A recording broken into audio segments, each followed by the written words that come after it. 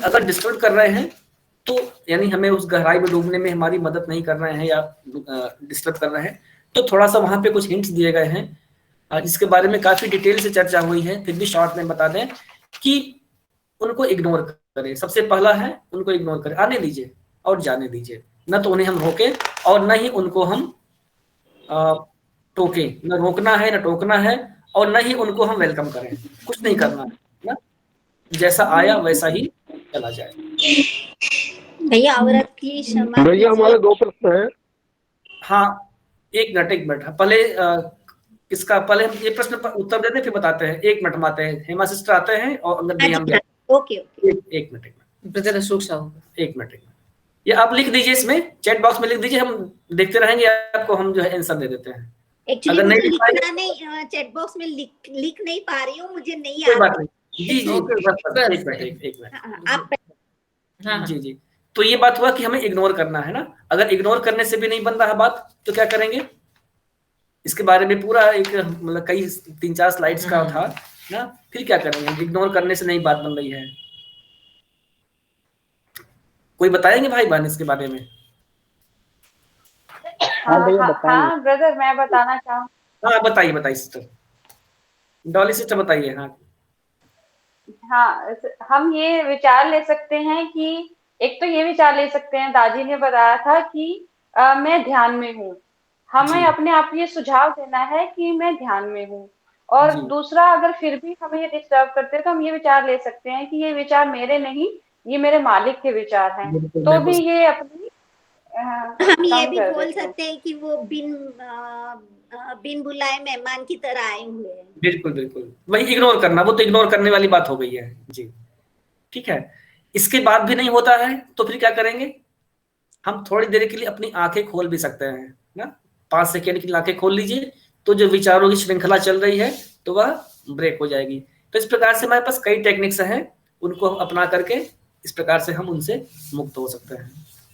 बाबूजी ने किसे संत की उपाधि दी थी? यह सिस्टर कस्तूरी के लिए, अभी हम उसके बारे में आएंगे, वो उन प्रश्नों को हम लेंगे। ठीक है सिस्टर हेमा। हाँ हेमा सिस्टर, आपका प्रश्न क्या था बताइए। हाँ जी, मेरा प्रश्न ये है कि आपने नियम 8 में ऐसा बताया था कि 5 प्राण होते, तो वो 5 प्राण कौन से होते हैं? जी 5 प्राण तो ये अपने आप में बहुत बड़ा टॉपिक है, फिर भी आपने कहा तो हम बता दें जी। एक्चुअल में हमारे जो शरीर है ना, पूरा हमारा जो अस्तित्व, तो हमारा अस्तित्व जो होता है 5 भागों में डिवाइड होता है, 5 भागों में। तो ये पहला होता है हमारा अन्नमय कोश, जिसे हम स्थूल शरीर कहते हैं ना, स्थूल शरीर यानी जो अन्न से पोषित होता है उसे कहते हैं अन्नमय कोश। दूसरा होता है प्राणमय कोश, यानी इस शरीर को चलाने वाला, जो चलाने के लिए जो ऊर्जा चाहिए हमको, वह कहाँ मिलती है? प्राणों से मिलती है, तो उसे कहते हैं प्राणमय कोश। फिर होता है मनोमय कोश, यानी हमारा सूक्ष्म शरीर में आ गया। ठीक है, यानी स्थूल शरीर में पहला भाग होता है अन्नमय, दूसरा होता है प्राणमय, फिर तीसरा हुआ स्थूल शरीर में, सूक्ष्म शरीर में वह हो गया मनोमय कोश और विज्ञानमय कोश। तो मनोमय कोश और विज्ञानमय कोश दोनों मिलकर के हमारे मन, बुद्धि, चित्त और अहंकार को कवर करते हैं। फिर होता है कारण शरीर हमारा, जिसे हम कहते हैं प्राण है। प्राण के बारे में आपने प्रश्न किया है, तो प्राण जो होता है वो हमारे शरीर को संचालित करने के लिए होता है, ऊर्जा प्रदान करता है। और यह प्राण 5 भागों में डिवाइड किए गए हैं। यह होता है ना, बता दें, एक प्राण को प्राण ही कहते हैं, प्राण, अपान, समान, व्यान और उदान, ये 5 प्रकार के प्राण होते हैं। और इसके डिटेल में बहुत नहीं जाएंगे हम, और इन सब के अलग अलग हिस्से होते हैं जहां पर वे गवर्न करते हैं। तो जो प्राण होता है, हमारी श्वास जो लेते हैं तो वो प्राण से होते हैं ना, प्राणवायु से कहते हैं, ऑक्सीजन, वह हमारे पूरे तंत्र में फैली हुई होती है, और ऑक्सीजन जो होती है वो हर एक कोशिका में ब्लड के माध्यम से सर्कुलेट होती है। फिर ऐसे ही कुछ होता है कि हमारे पेट के नीचे, नाभि के नीचे वाले हिस्से में होते हैं, उसे अपान कहते हैं, वहां पर उसको संचालित करता है, पूरे हमारे पाचन तंत्र को संचालित करता है। ऐसे ही कुछ होता है जो हमारे पैरों और हाथों को संचालित करता है। कुछ होता है प्राण जो उदान हो, जो हमारे मस्तिष्क के ऊपर वाले हिस्से को संचालित करता है। तो ऐसे ही होता है कि जो हमारी संपूर्ण चेतना को संचालित करता है। तो ये प्राणों के अपने अपने काम है जो हमारी बॉडी को संचालित करने के लिए होता है। ठीक है, तो आप इसके लिए आपको YouTube पे बहुत डिटेल में मिल जाएगा और आप किताबों में भी आपको मिल जाएगा। ये मेरे हिसाब से अक्षर सत्य में या लाला जी के फर्स्ट वाली बुक में है ना, मेरे हिसाब से शायद उसमें है ये सब। सिस्टर ये हमारी एक द हार्टफुलनेस वे जो मैगजीन आती है उसमें एक जो कलेक्शन वाला जो एडिशन आता है उसमें किसी एक में है ना, उसमें आप पढ़ेंगे जो कलेक्शन एडिशन है, किस साल वाले में है याद नहीं आ रहा है, लेकिन उसमें दिया हुआ है। कल मैं डाल दूंगी देख के व्हाट्सएप में। ठीक है, हाँ जी, थैंक यू, मुझे डाल दीजिए थोड़ा सा। जी वो है 218 या 19 में है भैया, वो मेरे पास है बुक, साइकोलॉजी 18 में, हाँ, यौगिक साइकोलॉजी भी है। जी जी जी हाँ भैया अंगद बताएं। अंगद भैया बताएं आप। हाँ जी मेरे दो क्वेश्चन भैया जी। ये पहला तो है कि वो आपने बताया जो ध्यान के बाद दस आती है वो AIOU, वो हमारे समझ में नहीं आया, थोड़ा उसको डिस्क्राइब कर। अच्छा, ये एग्जैक्ट प्रार्थना क्या है? किसकी प्रार्थना सुन नहीं पाए, फिर से बोलें। सेकंड क्वेश्चन आपका 9 बजे प्रार्थना जो है 9 बजे की। जी जी अच्छा ठीक है, बता। जी बिल्कुल सब जी प्रार्थना क्या है? क्या है? जी बिल्कुल बिल्कुल।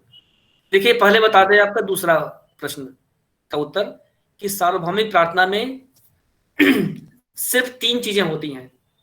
पहला होता है प्रेम, दूसरा बिंदु है भक्ति और तीसरा बिंदु है सच्ची आस्था।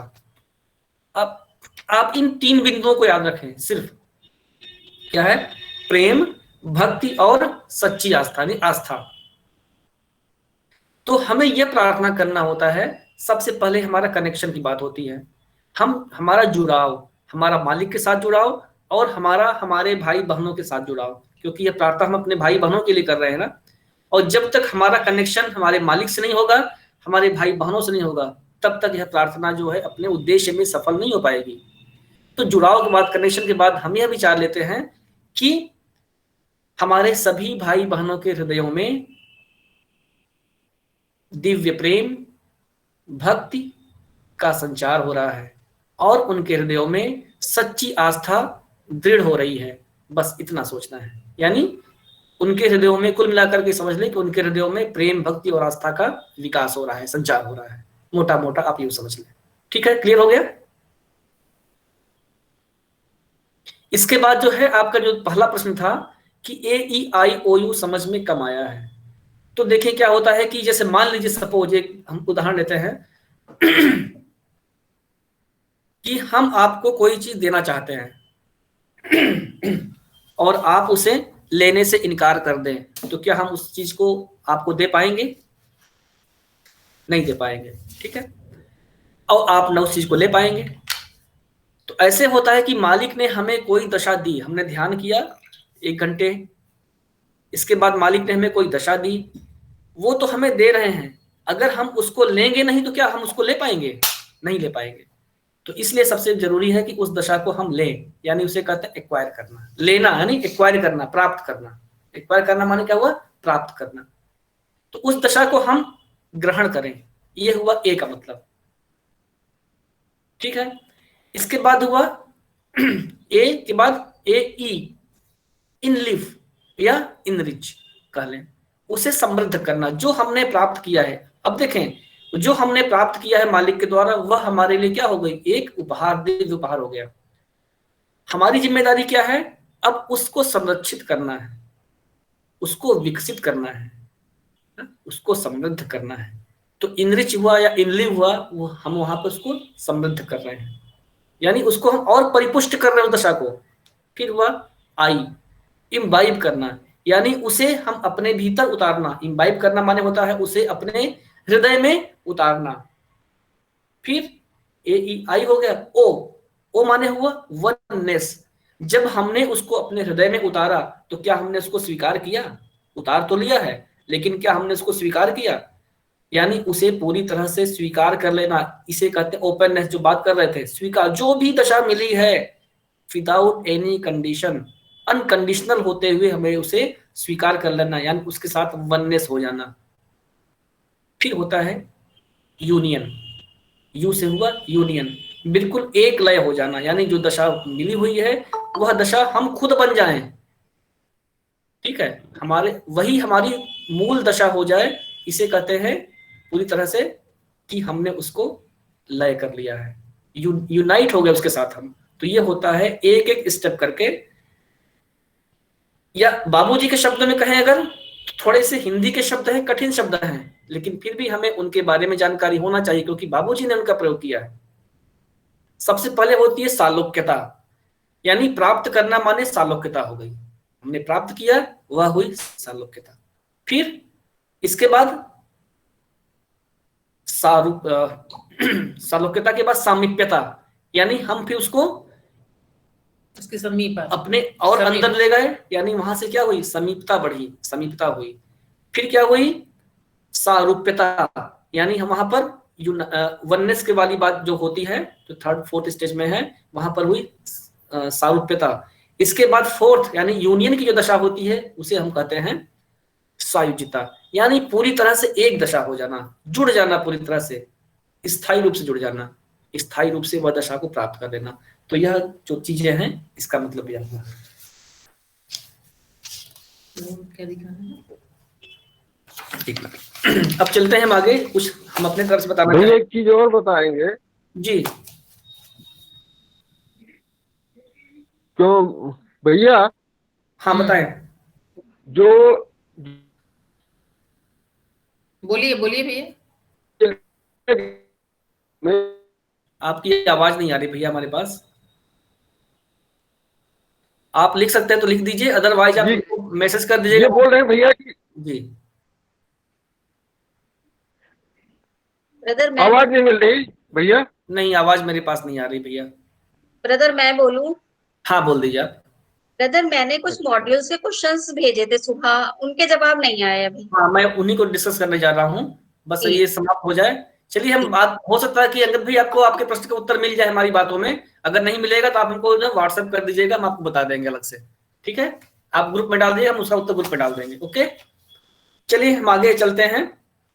भैया म्यूट कर लें। दशा को रीड करना वो नहीं आ रहा। अच्छा अच्छा, दशा को रीड करना, ओके ओके। ध्यान के बाद जो दशा मिलती है उसको हाँ रीड करना, वो कैसे रीड करें, वो मेरे लिए बहुत कठिन जाता है।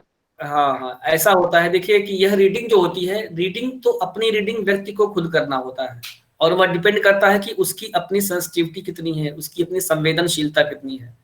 तो जितना हम रीड कर सकते हैं ना, जितना कर सकते हैं, गलत सही से मैं मत जाइए कि हमने गलत रीड किया कि हमने सही रीड किया, डजंट मैटर। जो समझ में आ रहा है, जो समझ में आ रहा है आप डायरी में लिखना शुरू कर दीजिए, और धीरे धीरे आपकी रीडिंग बढ़ती चली जाएगी। यह एक अभ्यास की प्रक्रिया है ना? ठीक है। जो भी गलत सही जैसा भी आपको जो भी समझ में आया, ध्यान के बाद शांति लगी, अशांति लगी, बेचैनी लगी, या बहुत गहराई में थे, विचार खूब आए, जो भी आपको महसूस हुआ, जो भी आप महसूस जो चला इतनी देर आपके घंटे में जो भी चलता रहा, आप वो सारी लिखिए। उसके बाद ध्यान के बाद हम कैसा महसूस कर रहे हैं वह भी लिखिए, जो भी आप चाहे लिख दीजिए। डायरी आपकी है ना, किसी और को तो नहीं पढ़ना है, उसको आपको पढ़ना है, आपकी है। धीरे धीरे प्रैक्टिस करेंगे तो सारी चीजें जो है आप सीखते चले जाएंगे, उसमें कुछ अलग से बताया नहीं जा सकता है। चले हम लोग आगे बढ़ते हैं, समय काफी हो रहा है। अब हम आते हैं मॉड्यूल्स पे आते हैं। तो पहला मॉड्यूल जो है उसमें कुछ बताने की नहीं है, उसमें हम केवल आपको एक चीज दिखाएंगे जिसे कहते हैं आइसोटेरिक सिंबल। आपको हम बता दें आइसोटेरिक सिंबल क्या होता है, क्योंकि यह हमारे भाई बहन बना नहीं पाए थे, बहुत सारे, कुछ ने बनाया था और लेकिन ज्यादातर नहीं बना पाए थे। तो आपको हम इसको दिखा देते हैं। भैया भंडारे में सोने के पेंडल्स दिए थे ना इस सिंबल के। जी जी जी बिल्कुल बिल्कुल, सबको नहीं मिले थे भैया, इसलिए सबको नहीं मालूम है ना। ये चारी जी महाराज ने दिया था। देखिए आपको दिखाई पड़ रहा है ये आइसोटेरिक सिंबल, दिख रहा है भैया? जी दिख रहा है भैया। हाँ स्क्रीनशॉट ले लीजिए। ये बनाने में नहीं दिख रहा भैया, नहीं दिख रहा। जी जी स्क्रीनशॉट ले लें, यह आइसोटेरिक सिंबल है ये। और जो कान्हा की जो वास्तुकला है, वास्तुशिल्प है, वह इसी सिंबल को बेस बना करके बनाया गया है। डिजाइन जो है वहां कान्हा की, वो इसी सिंबल को बेस बनाया गया है। ठीक है, चलिए अब आगे बढ़ते हैं। भैया एक मिनट स्क्रीनशॉट लेने दो। अच्छा नहीं ले पाए, ओके हाँ लीजिए। इसको हम फुल स्क्रीन कर देते हैं, फिर आप लीजिए आराम से, रुक जाइए, तो आप लोग ले लीजिए। चले आगे बढ़ते हैं हम। अब बाकी के जो फर्स्ट मॉड्यूल में जो ये सिंबल था, एक और सिंबल था सहज मार्ग का सिंबल, तो वो आप सबके पास है, किताबों में दिया हुआ है, इजिली अवेलेबल है। ये आप लोगों ने बनाया नहीं, हमें किसी का भी सही नहीं मिला। इससे ये पता चलता है कि हमारी कितनी जागरूकता है। हम मिशन में अभ्यास कर रहे हैं, 20 साल हो गए, लेकिन हम अपने मिशन का अगर सिंबल नहीं जानते हैं तो हमें अपने बारे में सोचना होगा। यानी हमें अपने मिशन के बारे में जो चीजें संभव हैं उतनी जानकारी हमें ग्रहण करना है, उसका क्या अर्थ होता है आपको सब बताया जा चुका है। ठीक है, ये मैं आपसे शिकायत नहीं कर रहा हूँ। ये भैया जी भैया हमारी ईमानदारी तो देखिए, तो बिल्कुल हमने नकल नहीं की। देखिए एक कहावत कही गई है ना कि आप किसी और से तो छिपा सकते हैं, लेकिन मास्टर से कभी भी कोई चीज छिपाई नहीं जा सकती है ना। और निश्चित रूप से इतना मतलब कि यह चीज वह निश्चित रूप से काबिले तारीफ है सबकी। तो आते हैं हम लोग मॉड्यूल्स पे आते हैं। हम प्रश्न पढ़ेंगे, जिनके उत्तर हो चुके हैं उनको उनके उत्तर नहीं देंगे, जिनके उत्तर नहीं हुए हैं उनको हम बताएंगे आपको। सेकंड मॉड्यूल है हार्टफुलनेस के बारे में है। इसके लगभग सभी उत्तर आपको सेशन के दौरान मिल चुके थे, फिर भी मैं पढ़ रहा हूँ। जैसे हार्टफुलनेस क्या है, सहज मार्ग और हार्टफुलनेस में क्या संबंध है, इसके बारे में काफी विस्तार से चर्चा हुई है। दोनों एक ही चीज है, लेकिन अपने सहज मार्ग को जब हम प्रेम से परिपूर्ण हृदय के साथ दूसरों के सामने हम जाते हैं तो वहां पर उसे कहते हैं कि हार्टफुलनेस। इसके बारे में चर्चा हो चुकी है। आगे बढ़ते हैं क्योंकि 8 बज गया है, हमारे पास आधे घंटे का समय है, उसी में हमें कवर करना है। हम हृदय पर ध्यान क्यों करते हैं, ये बात भी क्लियर हो चुकी है। एक नए एवं सामान्य व्यक्ति के लिए कैसे समझाएंगे कि हमें हृदय पर ध्यान क्यों करना है, ठीक है, ये बात कवर हो चुकी है हमारे सेशन में। हार्टफुलनेस के अंतर्गत कौन कौन से कार्यक्रम आते हैं ना? तो ये सारे जो कनेक्ट कार्यक्रम हैं ना, V connect, C connect, G connect, U connect, S connect, सारे कनेक्ट कार्यक्रम जो होते हैं ये हार्टफुलनेस के अभियान के अंतर्गत आते हैं। HFN में गुरु के बारे में प्रश्न पूछने पर क्या बताएंगे, अभी इसकी जस्ट चर्चा हुई है कि हमें क्या बताना है। एक शिक्षक के रूप में मान सकते हैं शुरुआत में, बाकी आपको जो लगे वो मानते रहिए। रैक कार्ड क्या है और इसमें क्या क्या सूचनाएं प्राप्त होती हैं, यह नहीं बताया गया था। तो जब भी कोई हमारे कनेक्ट का कार्यक्रम होता है तो उसमें हम एक प्रपत्र लेकर जाते हैं, एक पेपर लेकर जाते हैं। उस पेपर में शिथिलीकरण यानी रिलैक्सेशन की विधि लिखी होती है ना, उसमें हमारा एड्रेस, वेबसाइट, ईमेल आईडी, हमारा मोबाइल नंबर, सारी इंफॉर्मेशन होती है। और उसका जो दूसरा पार्ट होता है वह उसमें जो लोग सीकर्स वहां मौजूद है वो ध्यान करने के बाद जो उनका अनुभव होता है उसके एक साइड में अपना अनुभव लिखते हैं, दूसरे साइड में उनका नाम, उनका पता, मोबाइल नंबर, ईमेल आईडी, जो भी सूचनाएं होती वहां पर दर्ज करते हैं। तो वह चीज हम उनसे ले लेते हैं। और जो दूसरा भाग है उसका, इसमें हमारी एड्रेस, वेबसाइट सब चीज लिखी होती है, रिलैक्सेशन की विधि लिखी होती है, वह हम पार्ट उनको दे देते हैं। तो यह जो पूरा कार्ड है ना, इसे हम रैक कार्ड कहते हैं। और सबसे पहले जब कनेक्ट का कार्यक्रम होता है तो सबसे पहले हम यही करते हैं कि रैक कार्ड सबको डिस्ट्रीब्यूट कर देते हैं। बाद में उनसे उसको भरने के लिए, फिलअप करने के लिए कहते हैं ध्यान के बाद, फिर हम उनसे कलेक्ट कर लेते हैं, फाड़ करके आधा हिस्सा उसको। वेलकम कार्ड क्या होता है, जब किसी ने 3 सीटिंग ले ली, कोई जिज्ञासु है, सीकर है, उसने 3 सीटिंग ले ली, 3 सीटिंग के बाद जो प्रशिक्षक होते हैं, कोई भी प्रशिक्षक, उनको अधिकार होता है कि वह एक इंट्रोडक्टरी कार्ड बनाते हैं। उनका एक तरह से आई कार्ड कर लीजिए, इंट्रोडक्टरी आई कार्ड कर लीजिए। तो उस इंट्रोडक्टरी आई कार्ड को वेलकम कार्ड कहा गया है। इसे प्रशिक्षक बनाते हैं, यानी प्रिसेप्टर बनाते हैं। प्रतिदिन स्वैच्छिक दान देने का क्या महत्व है, इसे आप कैसे करते हैं, ये हमारे ऊपर है कि हम करते हैं कि नहीं करते हैं। ये तो आप जाने, इसके बारे में हम कुछ नहीं कहेंगे, क्योंकि मास्टर ने भी बहुत ज्यादा नहीं कहा है। कभी भी हमारे कोई मास्टर यह नहीं कहते हैं कि आप दान दें। यहाँ पर स्वैच्छिक है ना, स्वैच्छिक शब्द आया हुआ है, आपकी अपनी इच्छा। और इच्छा कहाँ से निकलती है, देने की इच्छा कहाँ से निकलती है, जो देने की इच्छा होती है वह निकलती है हमारे हृदय से। वहां पर तो हम दे सकते हैं जहां पर हमारे कुछ ऐसे संबंध हो कि जहां पर हम अपेक्षा रखते हो कि हम देंगे तो हमें कुछ मिलेगा, वहां पर तो वहां दिमाग काम करता है, जो बिजनेस है ना वो, वहां पर दिमाग काम करता है। लेकिन जो देने की इच्छा है, यानी नेकी कर दरिया में डालने वाली बात है, वो कहाँ से होता है, हमारे दिल में होता है। तो हमारा दिल कितना एक्सेप्ट करता है, हम कितना अफोर्ड कर सकते हैं। सबसे पहले हमारी क्या कंडीशन है, हम उसे अफोर्ड कर सकते हैं कि नहीं कर सकते हैं, और फिर हम उसको कितना दे सकते हैं, कितना देना चाहते हैं। अफोर्ड भी कर सकते हैं तो हम कितना देना चाहते हैं, हमारा हृदय कितना अलाउ करता है, वही, और जो हम देते हैं वही स्वैच्छिक दान है। तो जैसे जैसे हमारा हृदय खुलता जाता है, हमारा मालिक से संबंध प्रगाढ़ होता चला जाता है ना, धीरे धीरे, और हम उनको स्वीकार करने लगते हैं, तब क्या होता है, उनकी हर चीज हमें अपनी महसूस होना शुरू हो जाती है। जब हमारा संबंध बढ़ता चला गया तो उनकी चीज क्या है, उनकी मिशन और मेथड। मालिक को अगर हमने स्वीकार कर लिया तो क्या बचता है, मिशन और मेथड। और मेथड हम पहले स्वीकार कर चुके हैं, उसी के आधार पर हमने मालिक को स्वीकार किया है, तो क्या बचता है, मिशन। अब हम मिशन में कार्य डोनेट करते हैं, यानी अपना समय देते हैं। समय का दान भी तो एक दान हुआ। अगर हम वॉलंटियर वर्क करते हैं तो हमने क्या दिया, अपना समय दिया, और वह समय भी तो एक दान हुआ, तो समय दान करते हैं।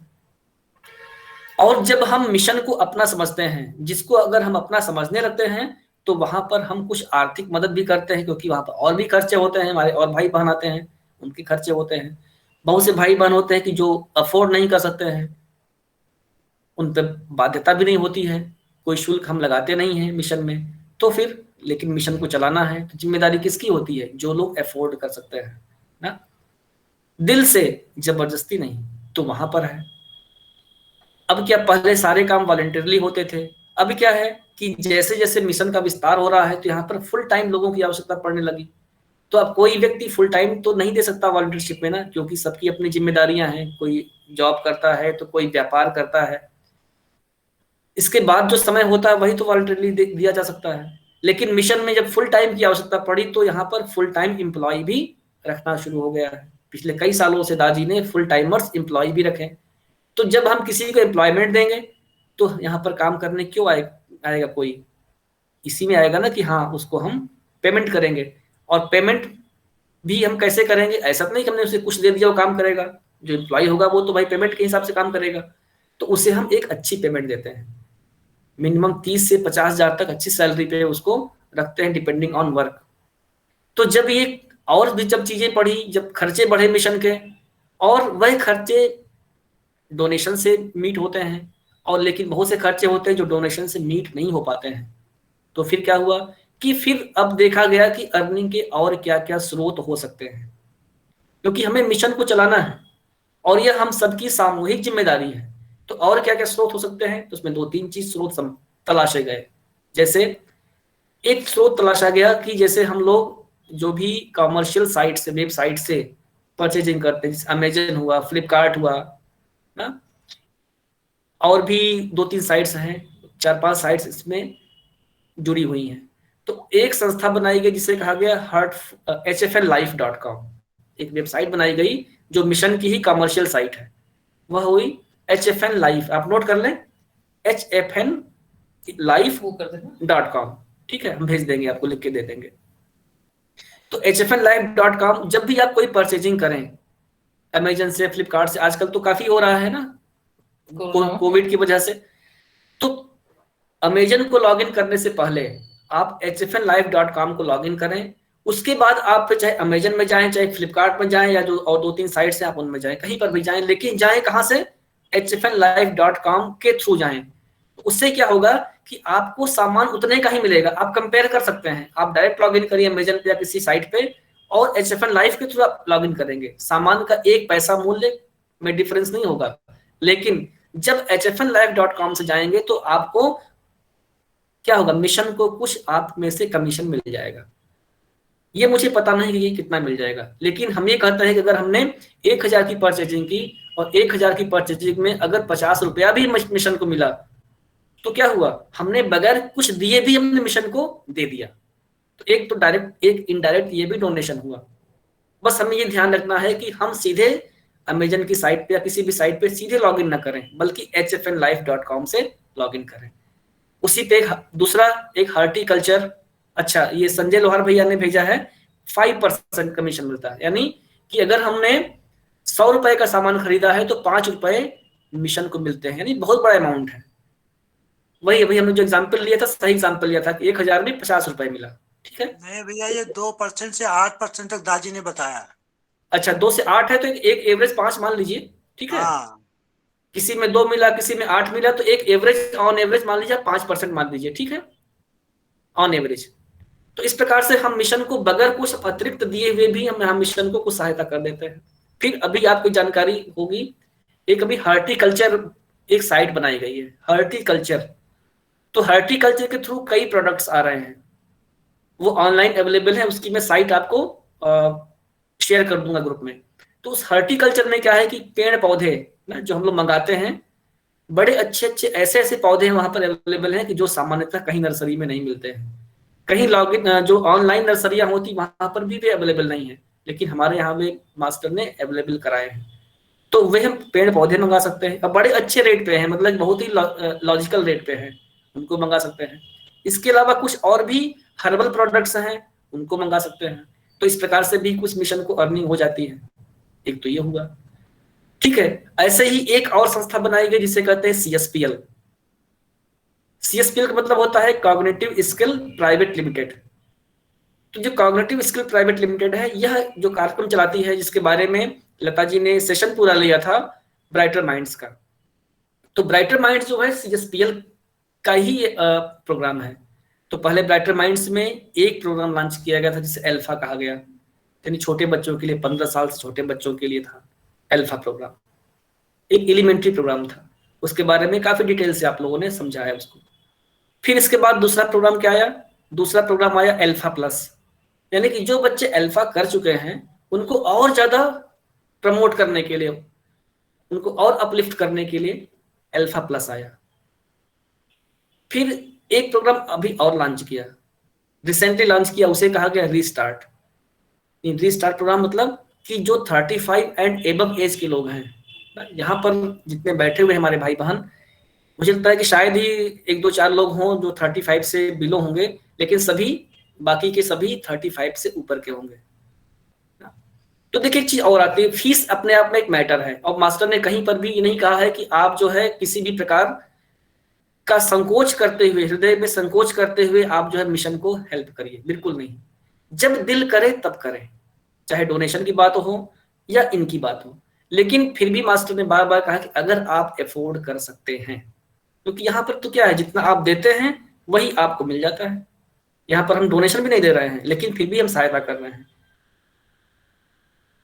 अगर आप अफोर्ड कर सकते हैं, नो डाउट फीस ज्यादा है ना, जैसे ब्राइटर माइंड्स की फीस 13,000 रुपए है ना। ब्राइटर माइंड्स में अल्फा प्रोग्राम और अल्फा प्लस का जो फीस है वो 13,000 है, नो डाउट। लेकिन शुरुआत में हमें लगता है, जिन लोगों ने कराया है, कई भाई बहन हमारे यहाँ मौजूद हैं जिन्होंने अपने बच्चों को ब्राइटर माइंड्स के अल्फा और अल्फा प्लस प्रोग्राम कराए हैं, तो शुरू में लगता है कि निश्चित रूप से बहुत ज्यादा पैसा है। लेकिन जब बच्चे विकसित होते हैं और जब बच्चों में वो क्वालिटी आती है, तो वो 13,000 रुपये कुछ नहीं होता है। फिर लगता है कि वह तो 13 लाख से भी नहीं मिल सकता था। जब बच्चे 15 साल के हो जाएंगे, उसके बाद आप 13 लाख नहीं 13 करोड़ भी खर्च करेंगे, तो बच्चों में वो क्वालिटी कभी डेवलप नहीं हो पाएगी। वह 15 साल पर बिल्कुल हो गया, खत्म। उसके बाद बहुत ज्यादा विकसित नहीं होना है, थोड़ा सा रह जाता है, फ्रंटल जो कॉर्टेक्स होता है ब्रेन का, थोड़ा सा होता है विकसित होने के लिए, लेकिन बहुत ज्यादा वहां पर संभावना नहीं होती है। अब तो चलिए हम लोग, जैसे अभी किसी सिस्टर ने कहा ना कि हम लोगों के लिए क्या है मास्टर दे रहे हैं, भी शायद अंजलि, हाँ सिस्टर अंजलि बोल रही थी कि मास्टर हमारे लिए क्या दे रहे हैं, जो है हम तो 15 साल से ऊपर हो चुके, अब हम क्या करें। और मालिक ने उनकी बात सुनी, हम सबकी बात सुनी, क्योंकि हमारे मन में भी प्रश्न आया था कि देखिए बच्चे तो इतने अच्छे विकसित हो गए, हमारे समय में ये प्रोग्राम क्यों नहीं आया। तो मास्टर ने नो डाउट उन्होंने सुना हमारी बात को और हमारे लिए वो रीस्टार्ट लेकर के आए। तो मालिक ने कहा कोई बात नहीं है, उनके तो हम भी बच्चे हैं, तो कहा बच्चों कोई बात नहीं है, बड़े बच्चों कोई बात नहीं है, आप जितना थे आप उसको सुरक्षित रखें। वह भी तो गेन हुआ ना, जो हमारे पास संपत्ति है, जो हमारे पास दौलत है, जिसको हम धीरे धीरे लूज करते जा रहे हैं, अगर उस चीज को हम सुरक्षित रख सकें तो यह भी तो एक प्रकार की कमाई हो गई, यह भी तो एक प्रकार का गेन ही हुआ। तो इस प्रकार के इनडायरेक्ट गेन के लिए नया प्रोग्राम आया है जिसे कहा गया है रीस्टार्ट, यानी जीवन को फिर से स्टार्ट करना है हमको, रीस्टार्ट। यानी इसका जो पूरा उद्देश्य है अपनी कॉग्निटिव रिजर्व को प्रिजर्व करना है, to preserve the cognitive reserve. ये इसका एक तरह से कह सकते हैं पूरा समरी, इसका समरी है, ठीक है। तो यह प्रोग्राम भी मास्टर ने चलाया। तो अब यहाँ पर हमारी जिम्मेदारी होती है कि यहाँ पर हम अवसर का लाभ उठा लें। इसकी फीस भी वास्तव में देखा जाए तो 13,000 इसकी भी फीस है, ओरिजिनल फीस जो है। लेकिन अभी फिलहाल क्या है कि शुरुआत है और ऑनलाइन चलना है प्रोग्राम को, और ऑनलाइन के लिए डिजाइन किया गया इसको। अल्फा प्लस प्रोग्राम और ये रीस्टार्ट प्रोग्राम, ये दोनों ऑनलाइन के लिए डिजाइन किया गया है, जिसे हम आप बैठ के सुन रहे हैं, लेकिन वो और इंटरेक्टिव है, उसमें एक्टिविटी ज्यादा है। यहाँ पर हम कई 50-60 लोग बैठे हुए हैं, लेकिन वहां पर सिर्फ 10, 15, 20, इससे ज्यादा बैच, बड़ा बैच नहीं होता है, कर नहीं पाएंगे ना उसमें, क्योंकि सबसे फेस टू फेस बात करनी पड़ती है, सभी लोग स्क्रीन में एक साथ होने चाहिए, तमाम चीजें होती हैं। तो हमें उस अवसर का लाभ जरूर उठाना चाहिए। मैं आपसे अपील करता हूं कि जो भी भाई बहन हमारे हैं और जो अफोर्ड कर सकते हैं, देखिए बात आई, जो अफोर्ड कर सकते हैं वो जरूर अपने आप को इनरोल कर रहे हैं। हमारा पहला बैच 24 से शुरू हो रहा है और कई हमारे भाई बहनों ने इनरोल भी कर लिया अपने आप को। तो ठीक है, कुछ अभी इस बैच में शामिल हो जाएंगे, कुछ अगले बैच में शामिल होंगे, ये तो चलता रहेगा प्रोग्राम ना।